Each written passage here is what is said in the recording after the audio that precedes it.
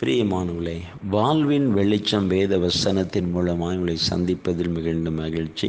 இந்த நாளுக்குரிய வேத வசனம் ஏசாயா 41 9வது வசனத்தின் பின்பகுதியிலே பார்க்கிறோம். நான் உன்னை தெரிந்து கொண்டேன், நான் உன்னை வெறுத்து விடவில்லை என்று கர்த்தர் சொல்லுகிறதை பார்க்கிறோம்.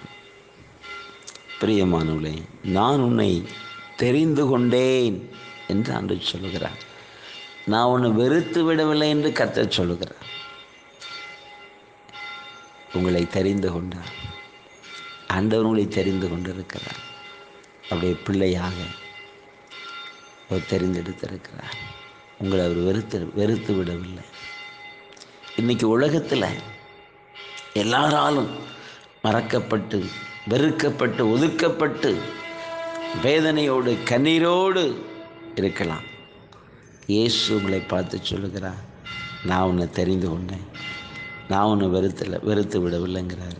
பிரியமானவர்களே, இப்படிப்பட்ட சூழ்நிலைக்குள்ள வேதனையோடு இருக்கிறீங்களா? எல்லாரும் வெறுக்கிறாங்க, எல்லாரும் நம்மளை ஒதுக்குறாங்க, அந்த நிலையில் இருக்கிறீங்களா?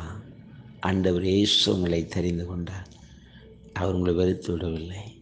அவங்களை நேசிக்கிற தேவன், உங்கள் மீது அன்பாயிருக்கிற ஒரு தகப்பன் அவர் உங்களிடத்தில் அன்பாயிருக்கிறார் என்பதை அறிய செய்வார். நாம் ஜெபிப்போம். நன்றி தகப்பனே, இன்றைக்கும் இந்த வார்த்தையை கேட்கிற ஒவ்வொரு பிள்ளைகளுக்காக நான் ஜெபிக்கிறப்பா.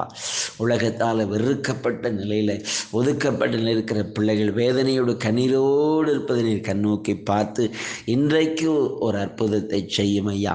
இன்றைக்கும் வல்லமையுள்ள கரை இறங்கட்டும். இயேசு கிறிஸ்துவின் நாமத்தில் ஜெபிக்கிறேன். அவனுடைய வல்லமை இறங்கி அமைய பிள்ளைகளுக்கு வேண்டிய ஆறுதலையும் ஒரு அமைதலையும் சமாதானத்தை கொடுத்து நீருடைய பிள்ளைகளை கரம் பிடித்து நடத்தி ஆசீர்வதிக்க நான் ஜெபிக்கிறேன். சார், அன்பு காய் நாங்கள் உம்மை துதிக்கிறோம். மீட்பு இயேசுவின் நல்ல பிதாவே, ஆமென், ஆமென்.